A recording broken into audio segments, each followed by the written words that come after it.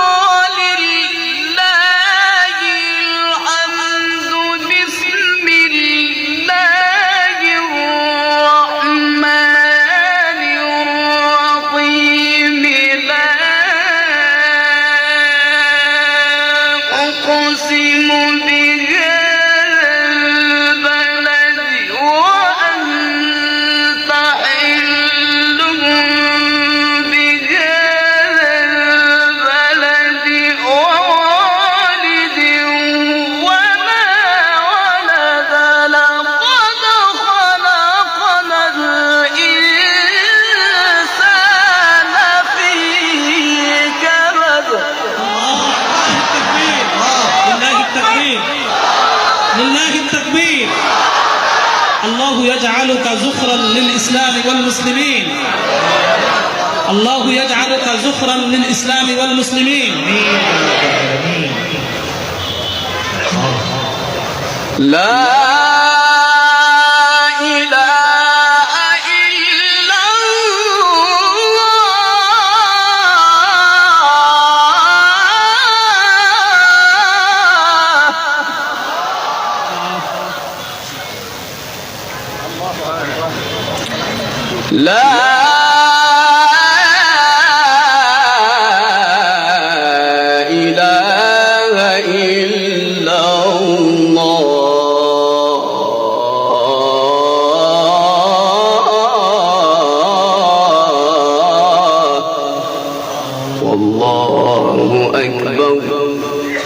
واللہ اکبر وللہ الحمد۔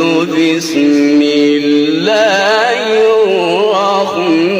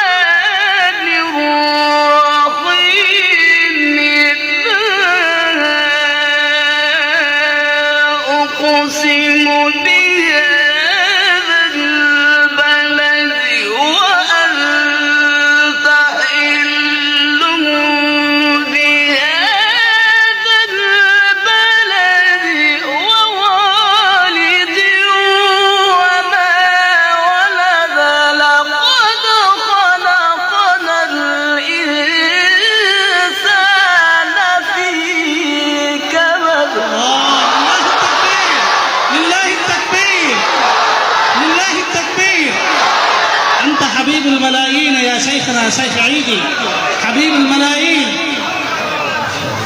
هذا كلام ربي.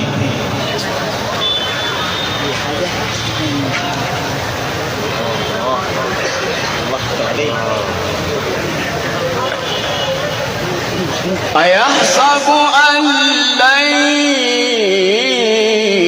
يقدر عليه أحد يقول أهلكت مالا لبدا أيحسب أن لم يره أحد فلم نجعل له عينين ولسانا وشفتين وهديناه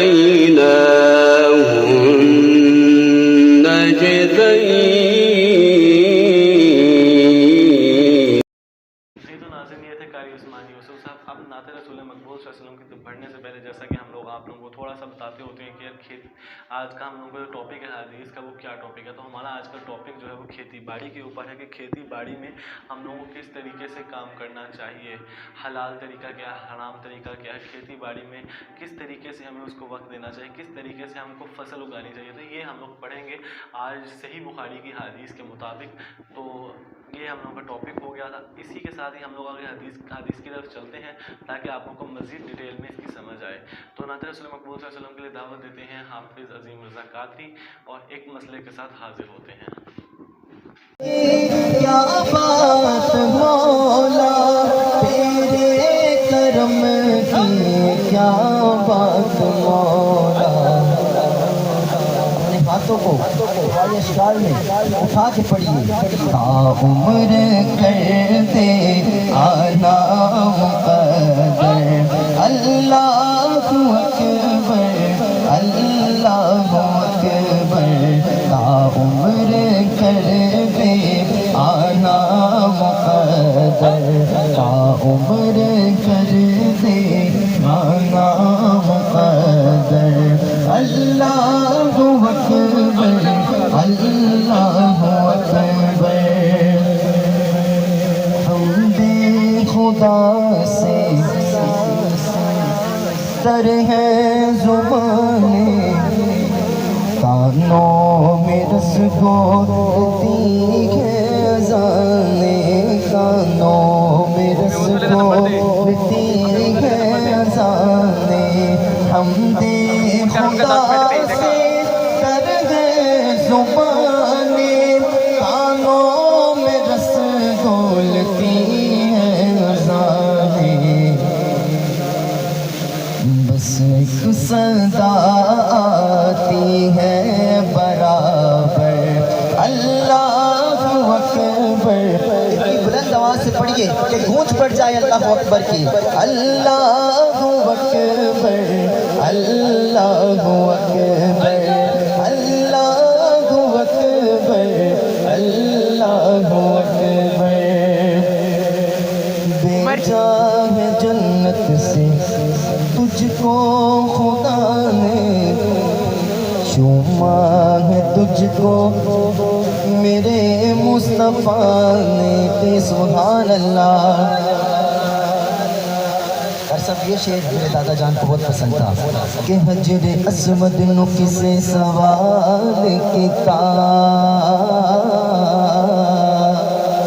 تیرا رنگ کیوں نہ کالا ہے, بھائی تیرے اندر کیڑی خوبی ہے, تیرے اندر کیڑی خوبی ہے, تینوں گھر کوئی چمن والا ہے. حجر اسود نے موڑ جواب دیتا,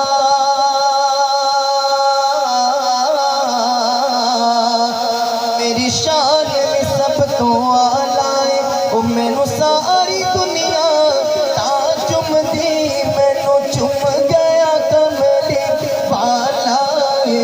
بھیجا ہے جنت سے تجھ کو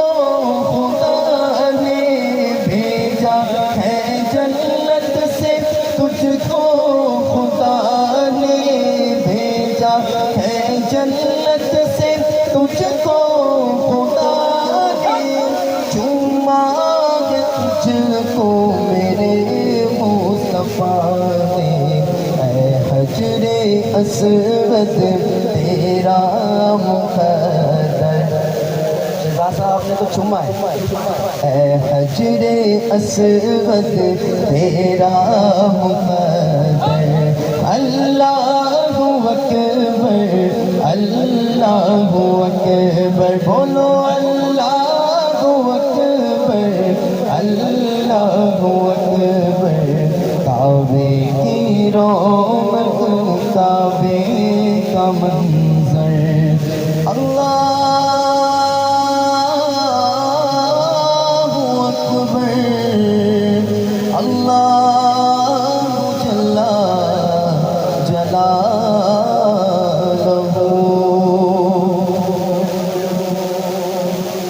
بلند آواز سے سبحان اللہ، اور بلند آواز سے، یا نبی سلام علیکہ،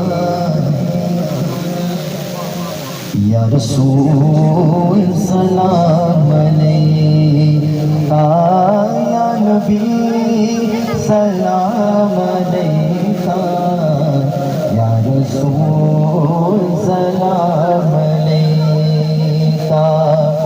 صلوات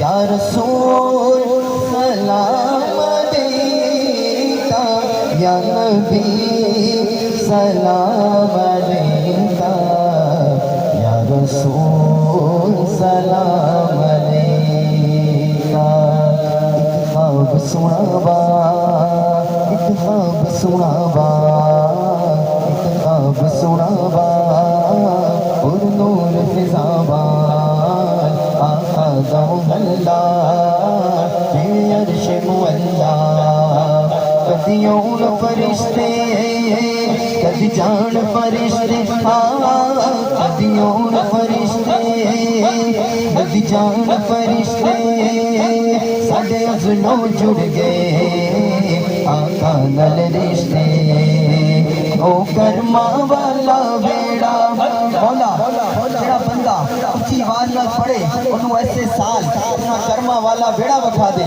او کرما والا بیڑا، او کرما والا بیڑا، او کرما والا بیڑا، او کرما والا بیڑا، پلکاں نال چمتا جاواں، ایک خواب سناواں، ایک خواب سناواں، ایک خواب سناواں، ایک خواب سناواں، او رب لے گیا مینوں شہر مدینے، ایک حاجی لایا مینوں کٹ کے سینے، کدی پیوا زمزم کدی پڑھا نمازاں، میری پہنچ جتوں تک میں دیوانے آزاں، رب سونے پل وچ سنیا، رب سونے پل وچ سنیا، رب سونے پل وچ سنیا،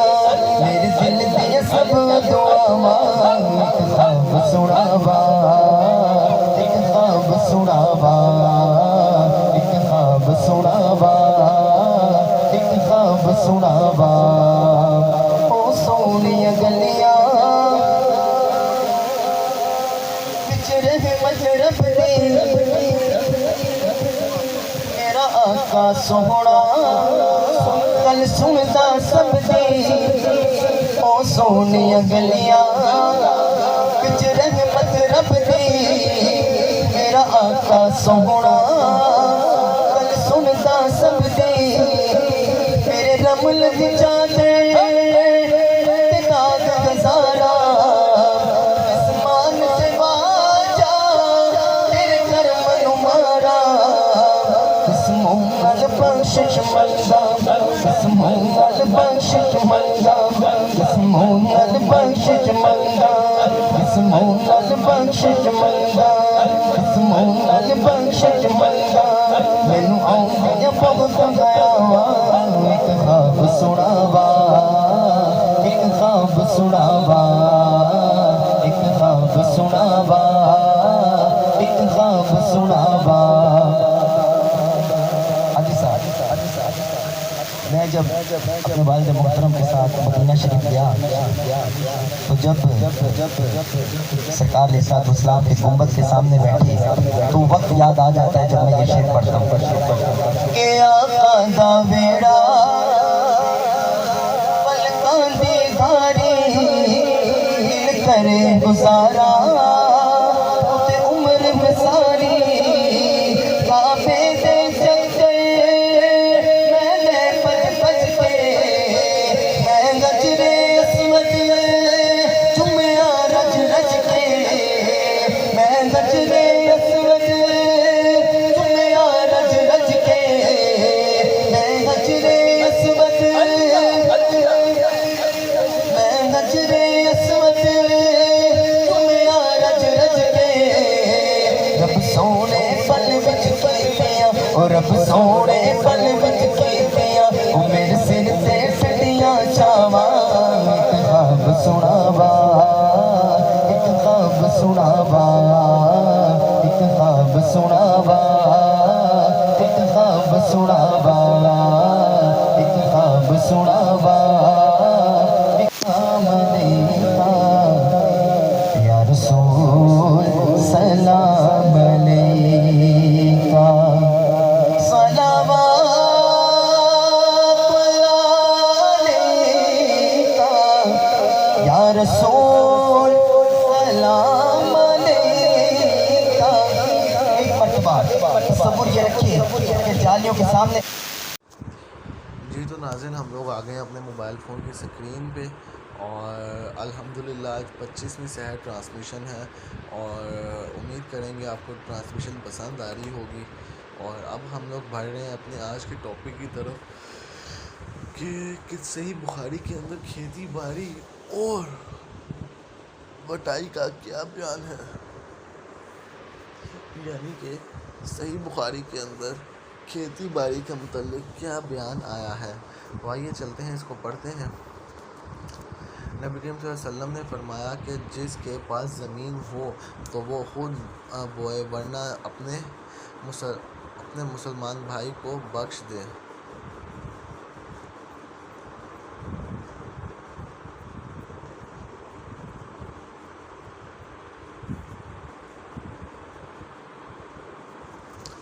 اور اس واقعہ میں کافر ام الامتیہ کا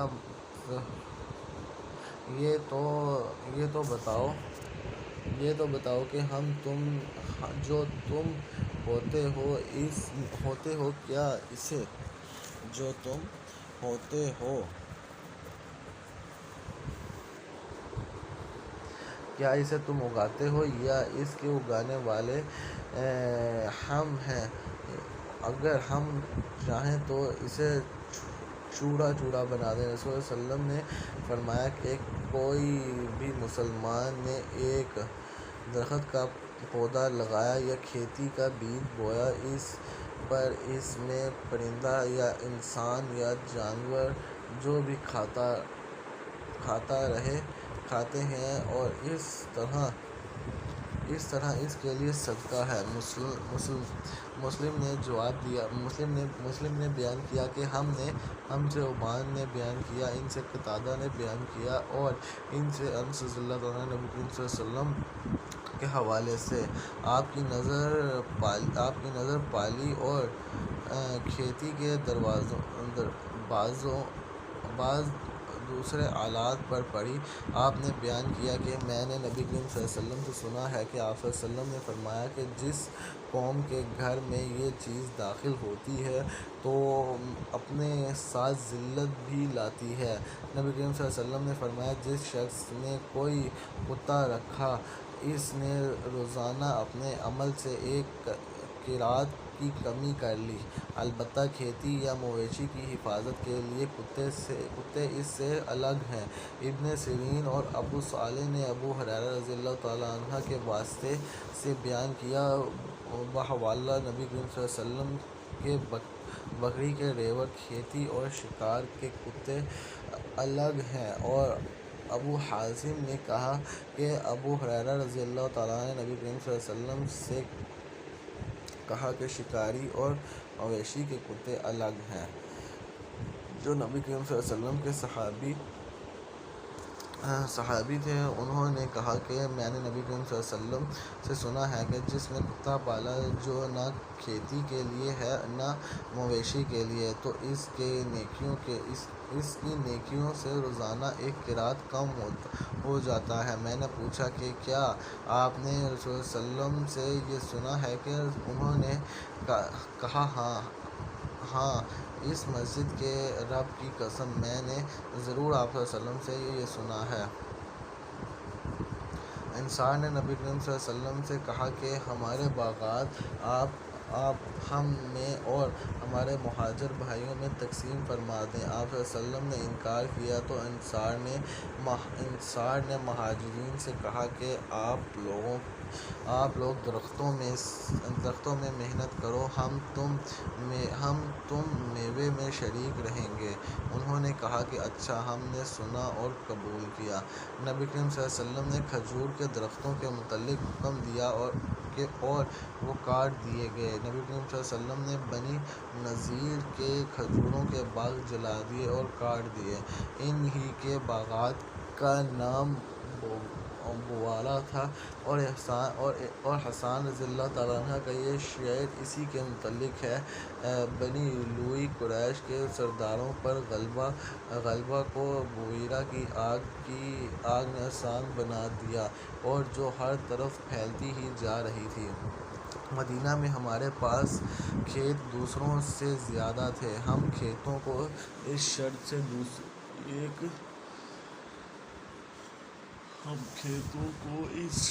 کے ساتھ دوسروں کو جوتے اور بونے کے لیے دیا کرتے تھے کہ کھیت کے ایک مقررہ حصے کی پیداوار ملک زمین لے گا۔ بعض دفعہ ایسا ہوتا کہ خاص اسی حصے کی پیداوار ماری جاتی اور سارا کھیت سلامت رہتا، اور بعض دفعہ سارے کھیت کی پیداوار ماری جاتی اور ایک خاص حصے میں بیج جاتا۔ اس لیے ہمیں اس طرح کے معاملے کرنے سے روک دیا گیا، اور سونا اور چاندی کے بدلے تکیہ دینے کا تو اس وقت رواج ہی نہ تھا۔ رسول صلی اللہ علیہ وسلم نے خیبر کے یہودیوں سے وہاں کی زمین میں پھل، کھیتی اور جو بھی پیداوار اور اس کے آدھے حصے پر معاملہ کیا تھا۔ آپ صلی اللہ علیہ وسلم اس میں سے اپنی بیویوں کو 100 وسق دیتے تھے، جس میں 80 وسق کھجور ہوتی، اور 20 وسق جو عمر رضی اللہ تعالیٰ عنہ نے اپنے عہد خلافت میں جو خیبر کی زمین تقسیم کی، تو ازواج مطہرات کو آپ نے اس کا اختیار دیا کہ اگر وہ چاہیں تو انہیں بھی وہاں کا پانی اور قطع زمین دے دیا جائے، یا وہی پہلی صورت باقی رہ جائے گی۔ چنانچہ بعض نے زمین لینا پسند کیا اور بعض نے پیداوار سے وسق لینا پسند کیا۔ عائشہ رضی اللہ تعالیٰ عنہا نے زمین ہی لینا پسند کیا تھا۔ نبی کریم صلی اللہ علیہ وسلم نے خیبر کے پھل اور اناج کی آدھی پیداوار اور وہاں کے رہنے والوں سے معاملہ کیا تھا۔ رسول صلی اللہ علیہ وسلم نے خیبر کی زمین یہودیوں کو اس شرط پر سونپی تھی کہ اس میں محنت کریں اور جوتیں بوئیں اور اس کی پیداوار کا آدھا حصہ لیں۔ ہمارے پاس مدینہ کے دوسرے لوگوں کے مقابلے میں زمین زیادہ تھی۔ ہمارے یہاں طریقہ یہ تھا کہ زمین بصورت جنس کرایہ پر دیتے تو یہ شرط لگا دیتے کہ اس حصے کی پیداوار تو میری رہے گی اور اس حصے کی تمہاری رہے گی۔ پھر بھی ایسا ہوتا کہ ایک حصے کی پیداوار خوب ہوتی اور دوسرے کی نہ ہوتی، اس لیے کہ نبی کریم صلی اللہ علیہ وسلم نے لوگوں کو اس طرح معاملہ کرنے سے منع فرما دیا۔ اور جب اپنا ایک کھجور کا باغ اللہ وقف کر رہے تھے، اصل زمین کو وقف کر دے، اس کو کوئی بیج نہ سکے، البتہ اس کا پھل خرچ کیا جاتا رہے۔ چنانچہ عمر رضی اللہ تعالیٰ عنہ نے ایسا ہی کیا۔ ہم سے صدقے نے بیان کیا کہا، ہم کو عبد الرحمن بن مہدی نے خبر دی، انہیں امام مالک نے، انہیں زید بن اسلم نے، ان کے والد نے بیان کیا کہ عمر نے فرمایا کہ اگر مجھے بعد میں آنے والے مسلمانوں کا خیال نہ ہوتا تو جتنے شہر بھی فتح کرتا، انہیں فتح کرنے والوں میں تقسیم کرتا جاتا، بالکل اسی طرح جس طرح نبی کریم صلی اللہ علیہ وسلم نے خیبر کی زمین تقسیم فرما دی تھی۔ حدیث مطالعہ ابو مفتحشہ شہر کی غازیوں میں تقسیم سنت۔ جب جس نے کوئی ایسی زمین آباد کی اس پر کسی کا حق نہیں تھا تو اس زمین کا وہی حقدار ہے۔ عروہ نے بیان کیا کہ عمر رضی اللہ تعالیٰ عنہ نے اپنے عہد خلافت میں یہی فیصلہ کیا تھا۔ نبی کریم صلی اللہ علیہ وسلم نے مکہ کے لیے تشریف لے جاتے ہوئے جب ذوالحلیفہ میں نالے کے نشیب میں رات کے آخری حصے میں پڑاؤ کیا تو آپ صلی اللہ علیہ وسلم سے خواب میں کہا گیا کہ آپ اس وقت ایک مبارک وادی میں ہیں۔ موسیٰ بن عقبہ راوی حدیث نے بیان کیا کہ سالم بن عبداللہ بن عمر رضی اللہ تعالیٰ عنہ نے بھی ہمارے ساتھ وہی اونٹ بٹھایا جہاں عبداللہ بن عمر رضی اللہ تعالیٰ عنہ بٹھایا کرتے تھے تاکہ اس جگہ قیام کر سکیں۔ جہاں نبی کریم صلی اللہ علیہ وسلم نے قیام فرمایا تھا، یہ جگہ وادی عتیق کی مسجد سے نالہ کے نشیب میں ہے، وادی عتیق اور راستے کے درمیان ہے۔ نبی کریم صلی اللہ علیہ وسلم نے فرمایا کہ رات میرے پاس میرے رب کی طرف سے ایک آنے والا فرشتہ آیا، آپ صلی اللہ علیہ وسلم اس وقت وادی عتیق میں قیام کیے ہوئے تھے اور اس نے یہ پیغام پہنچایا کہ اس مبارک وادی میں نماز پڑھ اور کہا کہ کہہ دیجئے کہ عمرہ حج میں شریک ہو گیا۔ صحابی تنہائی، چوتھائی یا نصف پر بٹائی کا معاملہ کیا کرتے تھے۔ پھر نبی کریم صلی اللہ علیہ وسلم نے فرمایا کہ جس کے پاس زمین ہے تو اسے خود بوئے ورنہ دوسرے کو بخش دے، اگر یہ بھی نہیں کر سکتا تو اسے یوں ہی خالی چھوڑ دے۔ نبی کریم صلی اللہ علیہ وسلم نے فرمایا کہ جس کے پاس زمین ہو تو وہ خود بوئے اور ورنہ اپنے کسی مسلمان بھائی کو بخش دے، اگر یہ نہیں کر سکتا تو اسے یوں ہی خالی چھوڑ دے۔ تو انہوں نے کہا کہ بٹائی وغیرہ پر کاشت کر سکتا ہے۔ ابن عباس رضی اللہ تعالیٰ عنہ نے فرمایا تھا کہ نبی کریم صلی اللہ علیہ وسلم نے اس سے منع نہیں کیا تھا، البتہ آپ صلی اللہ علیہ وسلم نے یہ فرمایا تھا کہ اپنے کسی بھائی کو زمین بخشش کے طور پر دے دینا اس سے بہتر ہے کہ اس پر کوئی مسئول یہ اس صورت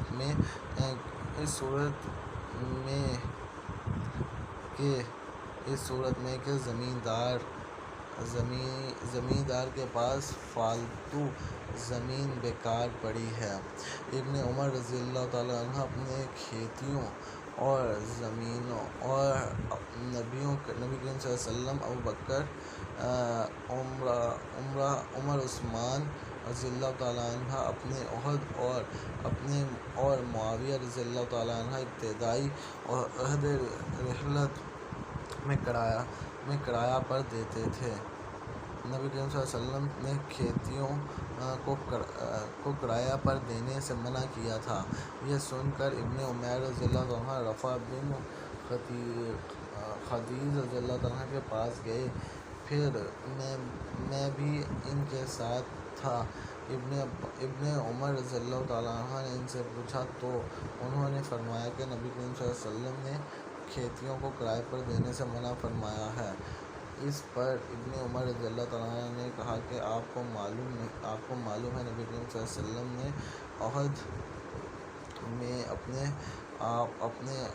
اپنے کھیتیوں کو اس پیداوار کے بدل جو نالیوں پر ہو اور تھوڑی گھاس کے بدل دیا کرتے تھے۔ رسول اللہ صلی اللہ علیہ وسلم کے زمانے میں مجھے معلوم تھا کہ زمین کو بٹائی پر دیا جاتا تھا، پھر انہیں ڈرا ہوا کہ ممکن ہے کہ نبی کریم صلی اللہ علیہ وسلم نے اس سلسلے میں کوئی نئی ہدایت فرمائی ہو جس کا علم نہ ہوا ہو، چنانچہ انہوں نے احتیاط زمین کو بٹائی دینا چھوڑ دیا۔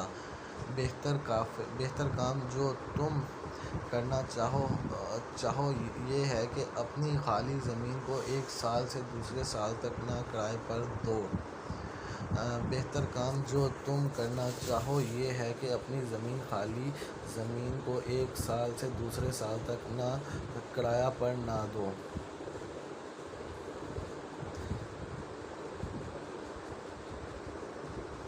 لوگ کہتے ہیں کہ ابو ہریرہ بہت حدیث بیان کرتے ہیں، حالانکہ مجھے ابھی اللہ سے ملنا ہے، میں غلط بیانی کیسے کر سکتا ہوں؟ یہ لوگ بھی کہتے ہیں کہ مہاجرین اور انصار آخر اس کی طرح کیوں حدیث بیان نہیں کرتے؟ بات یہ ہے کہ میرے بھائی مہاجرین بازاروں میں خرید و فروخت میں مشغول رہا کرتے ہیں اور بھائی انصار کو ان کی جائیداد، کھیت اور باغات وغیرہ مشغول رکھا کرتے تھے۔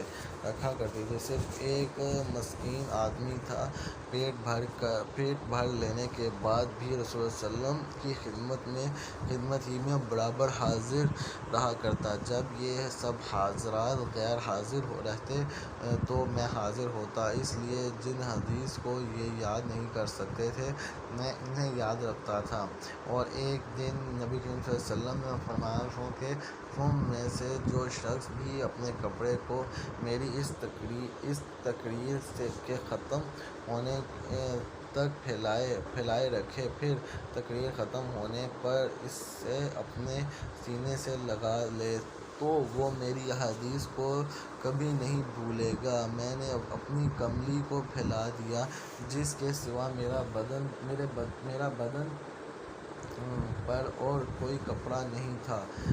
جب نبی کریم صلی اللہ علیہ وسلم نے اپنی تقریر ختم فرمائی تو میں نے وہ چادر اپنے سینے سے لگا لی۔ اس ذات کی قسم جس نے آپ کو حق کے ساتھ نبی بنا کر مبعوث کیا ہے، پھر آج تک آپ صلی اللہ علیہ وسلم نے اسی ارشاد کی وجہ سے آپ صلی اللہ علیہ وسلم کی کوئی حدیث نہیں بھولا۔ اللہ گواہ ہے کہ اگر قرآن کی 2 آیتیں نہ ہوتی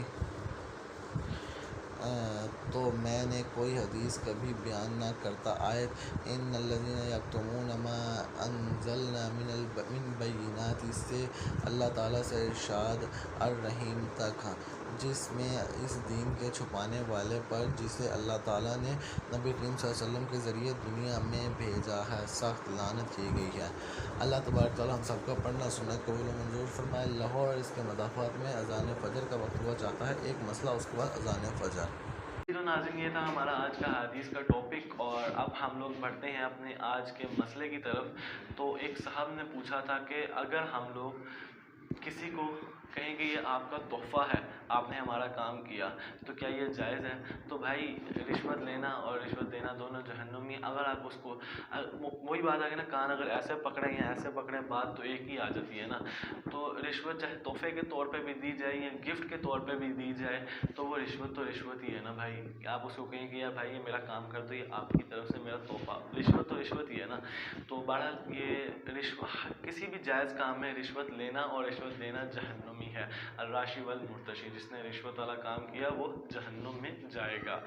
تو آپ اس طریقے سے نہیں دے سکتے کسی کو کہ یار آپ اس طریقے سے کریں کہ جی یہ میری طرف سے آپ کو تحفہ کیا ہے، رشوت کا نام تو رشوت ہی آئے گا۔ تو یہ جائز نہیں ہے کہ کسی کو آپ تحفہ دے کے اسے کہیں کہ میرا کام کر دیں۔ اللہ پاک تبارک اللہ پاک ہم سب کا پڑھنا سننا قبول و منظور فرمائے۔ لاہور اس کے مضافات میں اذان فجر کا وقت ہوا چاہتا ہے۔ اللہ حافظ و ناصر۔